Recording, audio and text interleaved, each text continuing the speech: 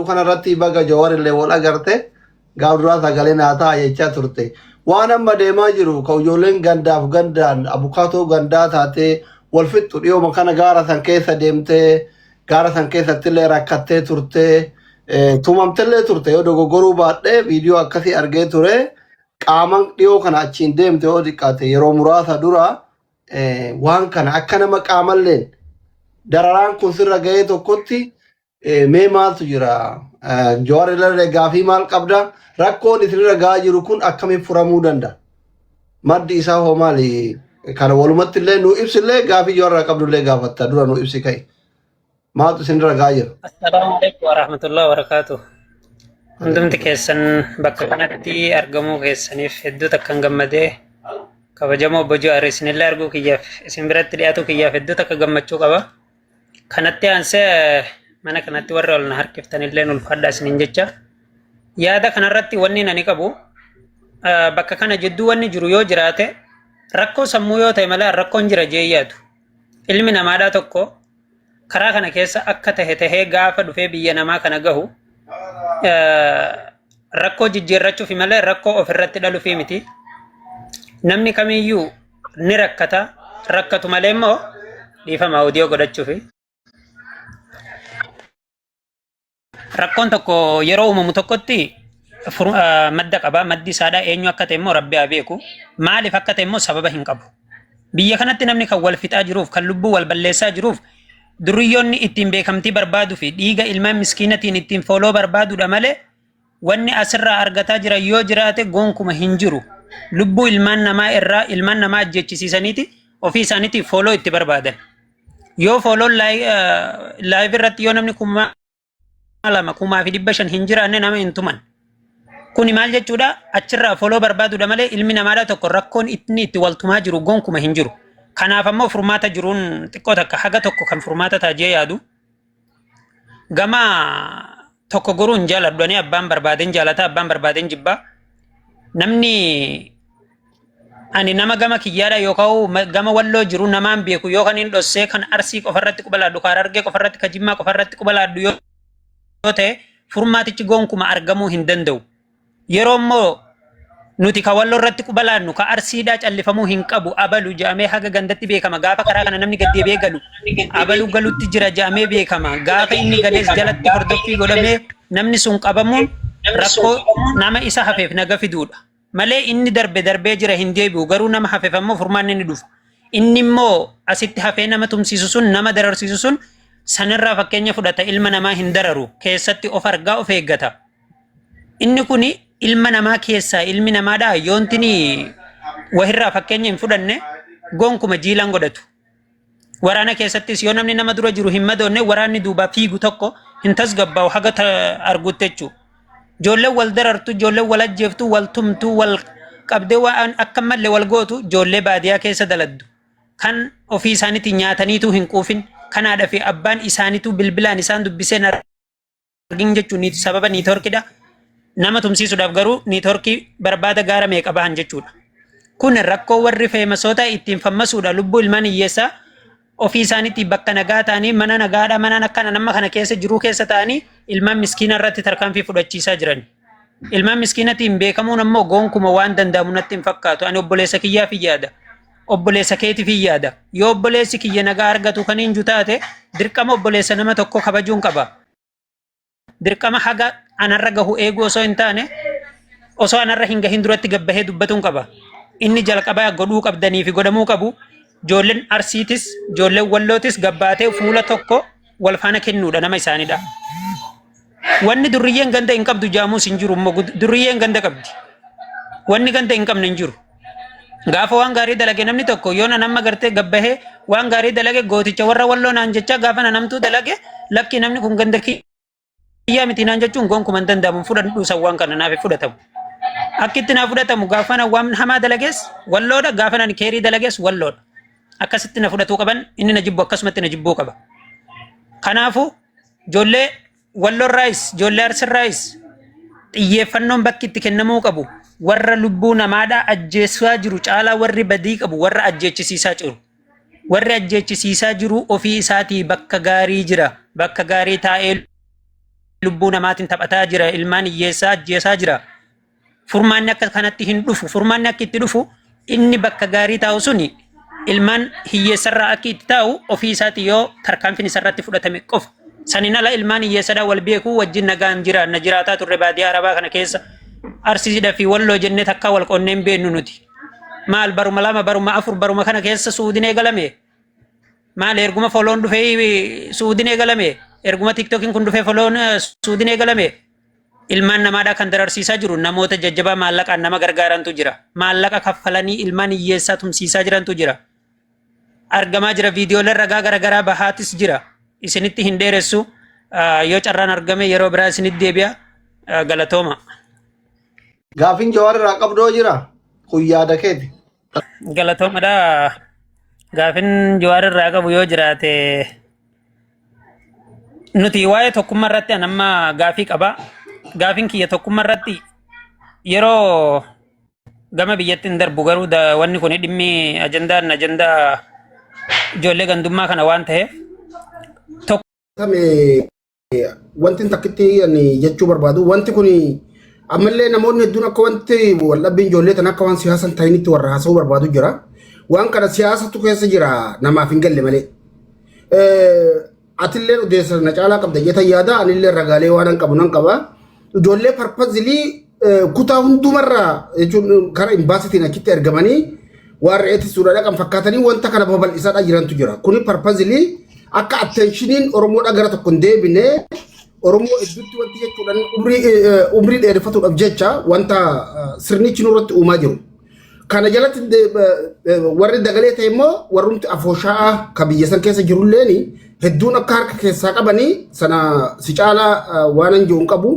Ammoo wanti kun akkuma reefu tana isinuu kaaftanii waan Oromoo hunda laallatu yeroo immoo rakkoon akkana uumamtee gartee asirratti namni fidee ati koomentillee itti kennatuudha deemtu dubbiin tun sin laallattu keessan galinii siin jedhan warrumti badii tana akka Oromootti hojjetaadha jiru sun qoftu akka waan gartee dhimmi sun bittaa fi gurgurtaa dhuunfaa isaanii godhaniiti sin laallatuuti keessan galiin jedhaniiti nama dhoorkan wanti sun immoo ammumarraa jalqabee yoo hiddi isaan cinne akkuma Oromoo guututtu xiqqeenya guddaadha waan ta'eef waan kanas akkasitti uummanni akka hubatu barbaadeeti jechuun harka siyaasa guddaa keessa jira. Kajuun qaba ulfaadha xumure. Galatooma ulfaadha.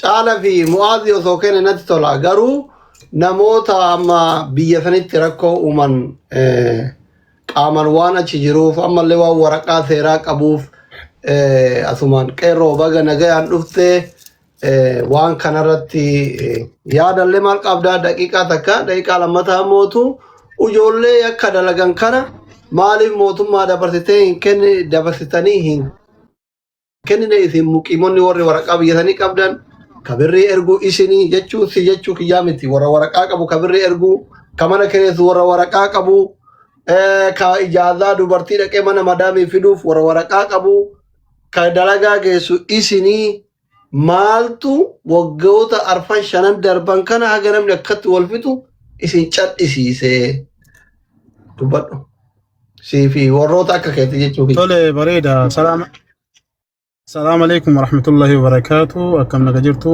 جو بقى ولا جرى سماني يعني أما ديما جرو نتأكد واسا تستي كوميونيتي إيجابية كانت تسأكد والدالي جارمني كان نجس جرو تتي وان قتشوك أم وان دندين نقول أجرا قول أفتف تيمنا أديفنوغا رجاك أبتما بكي سانجران مال جرانان كالتي دان أكسيرت دياتن قتشوف يورو hundura haal duree tokko malee akka kiyyatti waan gochuu danda'u kamuyyuu godhaa jira ammas ni godha odeeffannoo namoota sanii qofa funaanuun barbaachisaa jechuudha.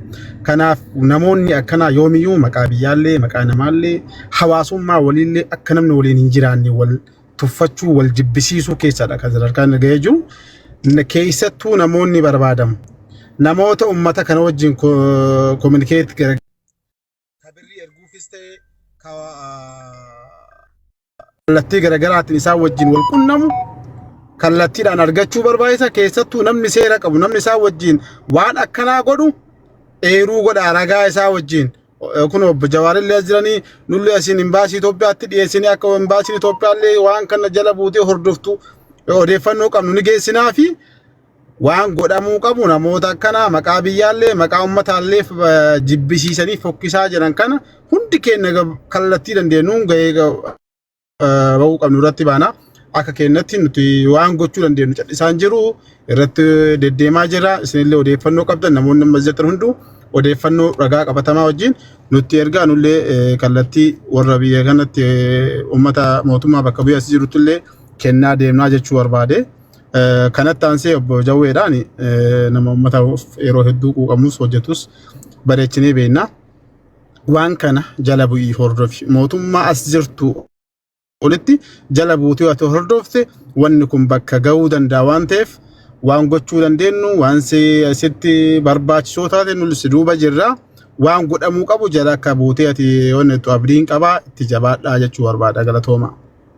Galatoomi ulfaadhu Jawaar walirratti yaada dhumaa kennatta wanni an sirriitti si yaadachiisuu barbaadu waan kana eega qabde an Suudii Itoophiyaa caalaa beeka biyya kana caalaa beeka waan irratti si achirra dhaabattee kennitu akka dhiyoo kana alamuu simee jedhe sanii qurxummii balleessuuf bishaan maal goysuudha jedheemi bosonee tanniin balleessuuf Jawaar muqiima gurra qabuu qabda motorri warra waraqaan qabne biyya sanii warra waraqaa qabu eeyyama isaaniitiin ala birrii takka biyya ergachuu hin danda'an Jawaar haadha ofii gargaaruu hin danda'an nama saamuu miti birrii nama saaman kana ka biyyatti ergan warra waraqaa qaburraan dubartii takka janajjananii fidatu ka fiduuf muqiima warra waraqaa qabu jechuun muqiima kana jechuun warra waraqaa eeyyamaa qabu ka mana kireessuuf jara ka dalagaa geessu jara ka dalagaa irraa fiduuf jara ka isaan dalagaa geessu jara ka dalagaa irraa bakka boqonnaa geessu jara si galeemi ka huura jirullee huuratti itti dhaqanii irraa fuudhan Jawaar arra asitti tumee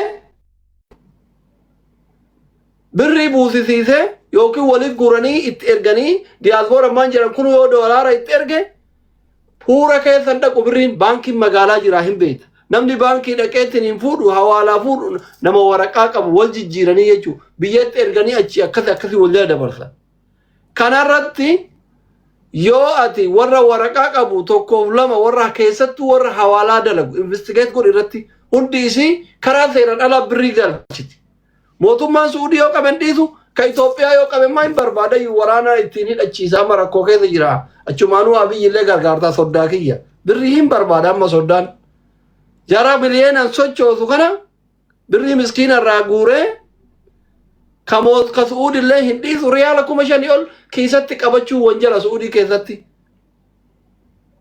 yakka guddaadha jechuudha. Abiyyi immoo waan akkanaa argannaa warra Dubaay waan godhaa jiru amma warra Dubaay waan nyaatee bulu qabu waan kiraa manaa kafalatu qabu warra mileenaa olii akka jiruun akkaawuntii isaanii socho'u jechuudha amma durriyyeen Dubaay guutuu rakkoo hamaa keessa jirti yoo amma yoo guyyaa biraa itti deebinee goofandimii wayii banteef malee si galee miti kanaaf ati amma ijoollee tana qabuuf warra huura keessa nama dararu kana qabuuf yoo isaan wal kennuu didan anas siin jedhe ana itti gaafatama anaa sobu as jala jiran tokko isaaniitiin uf beekan anallee na beekanii ani yoo barbaachisaa muqiima qabda muqiima kanammoo ijoollee shamarranii yoo obboleessa qabaattan yoo abbaa qabaattan yoo ilmaan qabaattan isin wal quba qabdanii ka quba hin qabnellee jala janaa fidaanuu era warri inboksii jawaariidhaan hin dandeenye waan kanarratti xiyyeeffadhu jechuumaa fi yaada waliigalaa waan ummata kana keessoo qabaatte si dhageeffannaa sa'aatillee goolobeera yoo carraa daqiiqa qabatte dhumarratti warra hafe mu'aadii fi caalaa dhumarratti kenna Jawaar carraan keetti. Amma darbee dhaabbadhee jira. Dhugaa galee carraan af kenna taasise yaadara. Rayyee gabaabsi caala. Ayee gabaabsi caala. Ayee assalamu alaikum warahmatullahi wabarakatuh. Baga nagaan ooltanii arma geessanii carraa naa kennuu keessaniifillee asitti na fiduu keessaniifillee galatoomaadha. Ka jalqabaatiif Jawaar Muhammad carraa walitti rabbi nu fidee rakkoo Oromoo waliin nu fidee nuti gaamoo ilmaan qotee bulaati warra hayyoota Oromoo faana hirmaachuu dirqama Oromummaan nu fida malee beekneetii miti hayyummaa fi miti kanallee asumaan nu beekeedha. Rakkoon Oromoo immoo waan nama hin barsiifnes hin qabdu waan namaan taanes hin qabdu waan naman goones hin qabdu.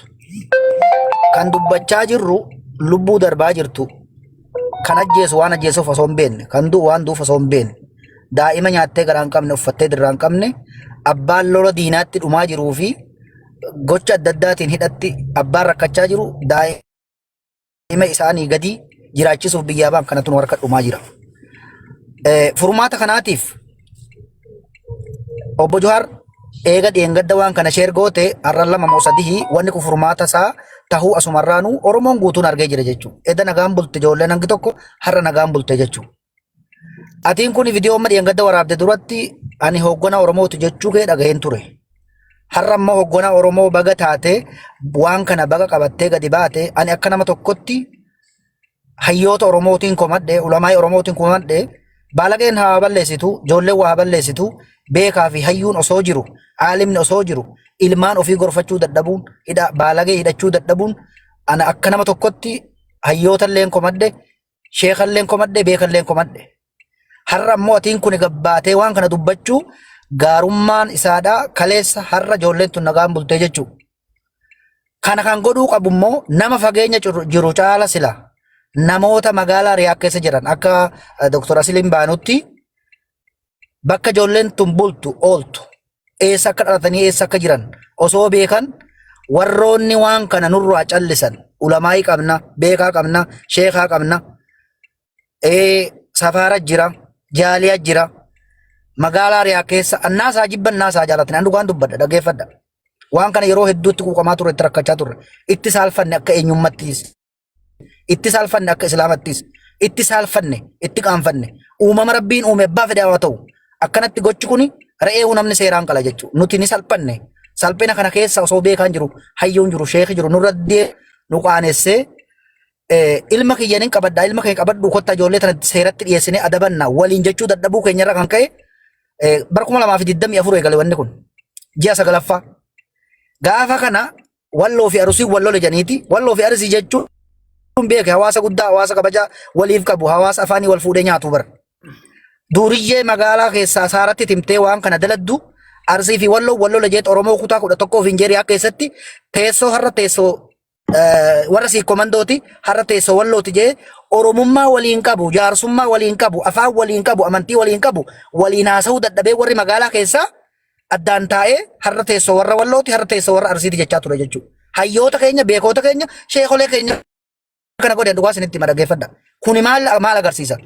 Namni beekaa ta'e Oromoo ta'e eenyummaa ofiitiin amantii ofiitiin walis siqee hayyee duriyyee waan kana dalagaa inni magaalaa keessa waliin jiru maaliif wal baqata? Maaliif ijoollee ofii hidhachuudhaaf gabbayeen dubbanne waliin mari'anne? Filimaa moo maali lubbuun du'aa jirtu? Ilma isaa oduu ta'e hin callisa. Har'a ijoollee miti jechuudha. Ijoollee wanni isin beekuu qabdan hooleyyii biyya Arabaatu kana godhaa jira kana jechaa jiran jechuudha. Hooleyyii miti ilma namaa rabbiin sammuutti kennee uumeera. Baalageedha. Baalagee immoo waatu duuba jira jaaramte asiniif nema Johaar keenya baga si qabaannellee baga waan kanallee goote furmaataaf illee dhufte jalaan hafin eega qabdee gad hin dhiisin warra biyya faranjii jiran nama 2 jira namni 2 kan baddeen gaddaa ijaarumsa maallaqa guuranii meeshaalee bitaa turan namni 2 sheer hin godhamne tokkollee biyya jira sanillee keessas siif ergina namni takka namni badii kana dalage maa abbaa kiyyan taane kan na dhalche rabbii waajibna godhe hidhaa haaseenuuti itti gaafatamuuti maaliif ilmaan yatiimaa dhumaa jirtu mucaan dheengadda haadha xiyyaafan hafaa nam tokkichi abbaan na dhalche abbaan isaadhaa amaara harkatti du'e jechuudha. Reeffi isaa amaara harkatti hafe jechuudha. Har'a ilmi isaadhaa godatti hafeeti haadhi tana malee hin qabdu hafte yatiima isaa gadii guddisuu biyyaa bee Johaar. Hanga kana salphanne diinni maal jiru jira isiniin kuntuun akkatti lubbuu qalutti jira edaa biyyi keenya kanaaf nagaa dhabdee nuun jechaa jira jechuudha.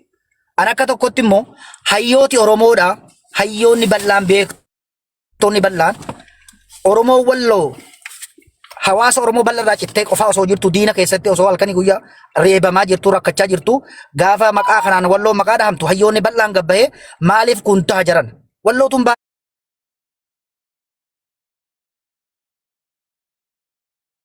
dhugaa jirtu hawaasa kana jechuudha.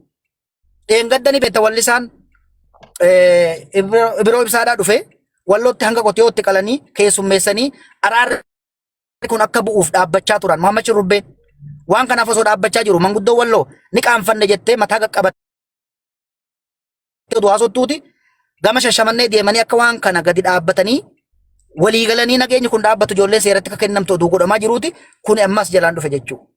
Ijaarsa duuba jira ijaarsa diinaa ta'e ijaarsa daldalaa ta'e hin beeku. Kana lamman keessa isa ta'e jala deemiitii jabaadhu galatoomii wanni kun magaalaa Riyaa keessatti gadi dhaabbatee osoo atiituu Arsiidha atiituu Walloodha atiituu Harargeedha Jimmaduun jenne nuti Oromoodhaan kaanfanne nuti Islaamaanis salphanne kottaati ijoollee tana ofirraa haa kenninu kanaaf nagaan haa jiraatu janii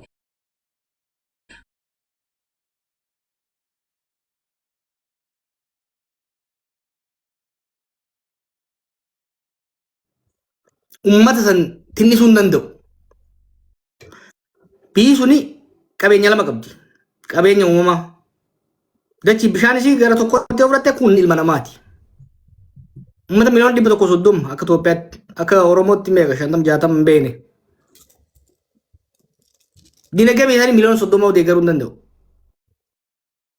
Biyyi sun yoo itti fufuu barbaadu taate uummanni keenya gara fuulduraa jiraatu yoo barbaanne taate tokko qabeenya uumamaa qabnu dachiif bishaan kana misoomaan cimsuu barbaachisa. Kan lammataa is human capital. The labor humna namaati. Ijoollee lafaa dhuftu tana barsiifnee leenjifnee ogummaa teeknikaa barbaachisaa export godhuu qabna ilma namaa. Eessatti export godhu beektu? Irra jireessatti Middle East biyyoota Arabaa kanatti. Maaliif dinagdee guddaa qaban humna namaa hin qaban. Biyyoota Arabaa keessaa immoo biyyi guddoon saffisaan guddachuu deemtu addunyaa kan waggoota 30 keessatti dinagdeen guddaan guddachuu deemu Saawud Arabiyaadha jiran. Wanni biyya sana deddeebi'uuf umraa qofaaf miti. Biyya sana qorachaatiin jira. Biyya sana hubachuun barbaada. Maaliif hireen teenya hireen dinagdeedhaa inni guddaan Saawud Arabiyaa wajjin Chaayinaa caalaa Ameerikaa caalaa. Maaliif dinagdee bal'aadha. Biyyoota Arabaa keessaa ummataanis bal'aan isa. Humna namaa barbaada. Wanni nan barbaadu maal beektanii? Yeroo tiyya amma asitti baalagee wal ajjeeftuu fi wal tumtuu irratti osoo hin ta'in pilaana baasuu irratti maaliif waggaa 10 irraa waggaa 5 irraa 10 irraa 15 irraa Saawudiin hojjetaa akkamii barbaaddi? Narsiidha moo injiinera moo amma bar gabara ekspoort godhaa jirra. Maaliif ijoolleen asii deemtu afaan hin beektu. Barnoota teeknikaa jabaas hin qabdu. Akkuma taate mana namaatti. Sanirraa amma ka mufariyaat faana asii ol ergan kanaa miti kan hin barbaadu. Ijoollee teenya Gibsi agartaniif ijoolleen Ijibtii achi jirtu. Waan akkam dalayti. Maal waan biraatti waan araba ta'aniif afaan arabaa danda'an barnoota kwaalitii barnoota isaaniitti bareedaadha. Wanni nuti irra fuulleffachuu qabnu ijoollee hireen teessanii leemmaan teessanii Saawudiidhaan walitti hidhaadha. Isin kijibu. Amma meebii miliyoona tokko qabna. Miliyoona 5 miliyoona 10 achi erguu danda'uu qabna akka warra Banglaadeshitti akka warra Paakistaanitti. Warri biyya kanaa biyya Arabaatti hundi isaanii maandisa. Exactly. Tokko ijoollee tana ka bishaan irra yoo yaatu kana ambaasadara Saawudii argeetiin ture ministeera isaanii adda addaa yeroo adda addaa argaatiin ture.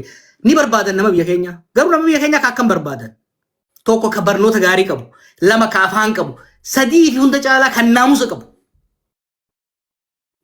Ijoollee dira gaafa harka isaaniitti fiddee ijoollee isaaniitti hoggaa wanni isaan bar lolaniif ijoollee isaaniitti jabaata gaafa diragnii fi harka itti dhaqe. Dur maqaan keenya amma kanaan hin ka'u. Amma kanaan ka'u eegalee jira. Wanni maqaan dhaggeeffadhaa Oromoo sirriitti. Wanni amma achi ta'aa jiru kun hiree ijoollee Oromoo ijoollee Itoophiyaadhaa gara fuulduraa cufaa jira. Mootummaa fi gowwaan waan qabatan hin dhiisu. Amma kun daatabeesii jiru 10 fixa. Gaafa namni Itoophiyaa irraa dhufu, namni Oromoo irraa dhufu, nama ajjeesa, wal ajjeesa jaame, diraga dalaga jaame, khalaas ni cufama jechuudha. Wanni Islaamu jaarraa Saawudii wajjin goshee goonu, wanjalanyaa keenya nuu qabaa osoo hin taane,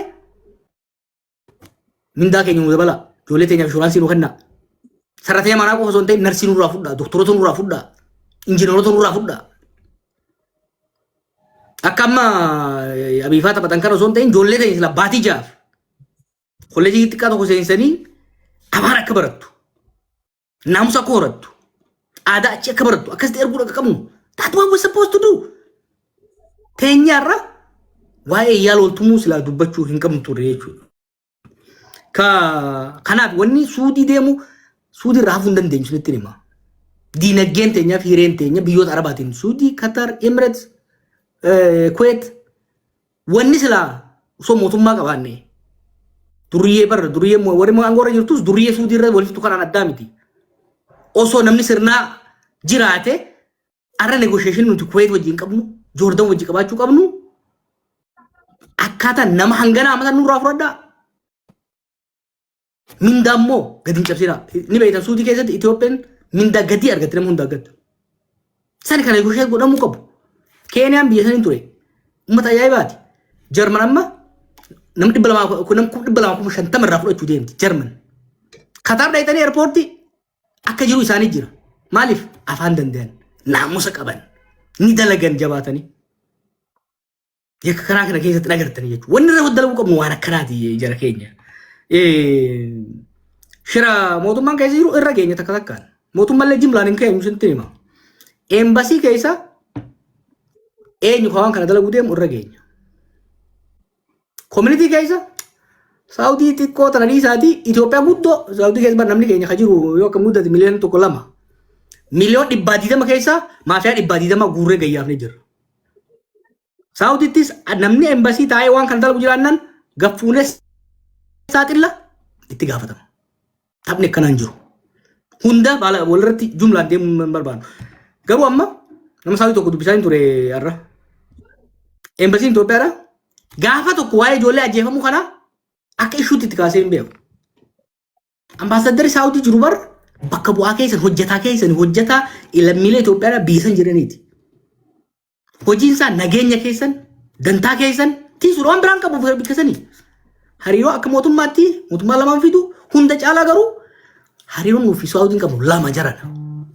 Tokko daldala buna itti erganna midhaan itti erganna. Hojiin ambaasadara daldala san faasileetii gochuu. Hunda caalaa immoo nuti Saawudii irraa argannu nama ekspoort itti goona. Nageenya mirga dantaa lammiilee sanii kabachiisuun hojii ambaasadaraati. Gaafa tokko gaana jedhamu gaafa dura jedhake guruhaan achi dhaqee afaan Arabaan beeku maal godhaan jee ambaasadarri afaan Arabaan beekne maal godha biyya Arabaati. Ambaasadara jechuun bar dubbii himaa keeti communication officer keeti biyya saniif. Haga rabshaan hundi uumamtee maqaan biyyaa badu ambaasadarrii fi hojjettoonni embaasiidha waan kana ishuu guddaa godhanii poolisa wajjin ta'anii community wajjin ta'anii ulamaa wajjin ta'anii ijoollee tana qabanii adabuu danda'uu qaban jechuudha. Kanan goone. Ammas godhuu danda'uu qaban. Kun waa'ee siyaasatii miti, waa'ee paartii lamaati miti. Akka lammummaatti waan godhamuu qabu jechuudha. Ka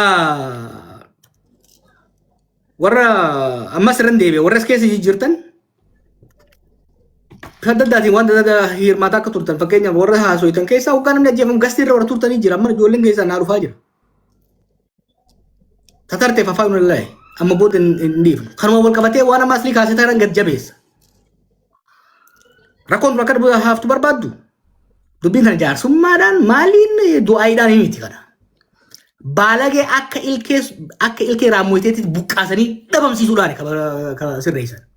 Akkami goona kana. Very simple crowd sourcing. Crowd sourcing jechuun uummatatti gadi facaafna.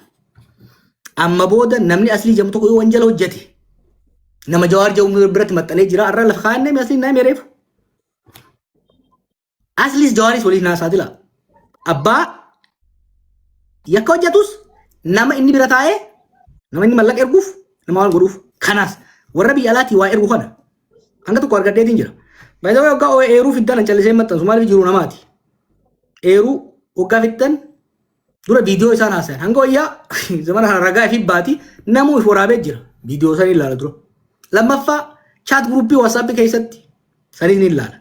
Voisii walii dhiisan fi risiitii malleen ittiin ergame. Kana naa ergaa. Saaxiluu qofaa miti biyya feete maan jiraanne maan maarsi irra hin jiraanne. Karaan faranjiin amma akka itti funyaan qabdee biyya feeti si baaftu barbaadu jirti. Anaaboo ka'e jabbiin irra jettee jiran. Faranjii ifirraa si darbuu deemuu deemsi citizenshippiin kafarsi hin godhu. Baay'ee Noorwee keessa lammiilee Eertiraa lammiilee dhalattoonni Eertiraa kan lammii Noorwee ta'an akka ari'aman beektanii. Ameerikaanis Trump ni gammada badhaasa kenna nama akkanaati yoo jennee warra akkana hojjetu. Kanarratti dhiifama walii godhuun hin jiraatu. Dhaamseen dhumaan kennu odeeffannoo naa ergaa walii erga garee tokko ni jaarramma. Asirratti labsinu booda akka inni hin goone garee tokko jaarree waan reefu jenne kana eenyutu maal hojjeta kaja'uun maalii fi fuuldureen uummata keenyaa fi Saawud Arabiyaadhaa takka laaftutti ilaalluu miti. Diinagdeen teenyaaf Saawud Arabiyaadhaa wal qabattee deemti. Saawudiin dhukaafamuuf deemti akka diinagdeetti gara fuulduraatti. Hiree hiyyummaa barabaraa kana keessaa ba'uudhaaf biyya teenya misoomsuun dabalata hamma feetu otoo biyya teenya misoomsine lammiilee isii tana misoomsine lammiilee sana barnootaan afaaniin dandeettiin goone yoo biyyoota Arabaatti ekspoort goone malee guddachuu inuma hin dandeenye. Inuma hin dandeenye. Wanni an gochuu barbaadu namni keenya karaa bishaaniitiin hanga deemurra namni deemaa akka karaatti deemurra namni keenya biyyatti barsiifannee afaan barsiifannee ogummaa teeknikaa qabsiifnee narsii goone dooktar goone injiinar goone afaan Arabaa akka bishaanitti akka dubbatu goone Saawudiittis Katarittis embaasii keessatti looyeroo dhaabnee fi mirgaaf dantaan isaa kabajamee fi akka jiraatutti akka ashkaraatti osoo hin ta'in Filipiinoodhaan Indoneeziyaadhaan Ijiptiin walqixa dorgomee dandeettii isaatiin dorgomee akka qaxaramuu barbaannaa jechuudha. Yeroon sa'aa hamma sa'aa 48 waan kana dabarsuu jira. Kana irratti dabarsuu hin qabnu jechuudha. Kaan irratti dabarsuu qabna. Kanaaf hangasii garuu amma itti seennee jirra hamma waan kana hiddaan dhabamsiifnutti hin dhiifnu yakkamtoota kana nu ergaa warra yakkamtoota dahoo ta'us nu ergaa warra biyya alaa maqaa fooshaatiin haa taatu maqaa maaliin waan kana walaa jiranii keessa jiranis nu ergaa tarkaanfii barbaachisaa irra fudhanna sagantaa bareedaa ture hedduu galatoomadha anillee kana boodaas immoo biraa tokkoon seenaa ulfaadha marii bareedaa ture rabbi nu haa milkeessu rabbi nagaa haa buusu rabbiinis akka mararaan jee rabbiin faranjiin abbuma tattaafate wajjin dhaabatti rabbiis wanjala nyaanurraa barleessaa nutis balleessuudhaaf haa tattaafannu jaa nagaan naa bula.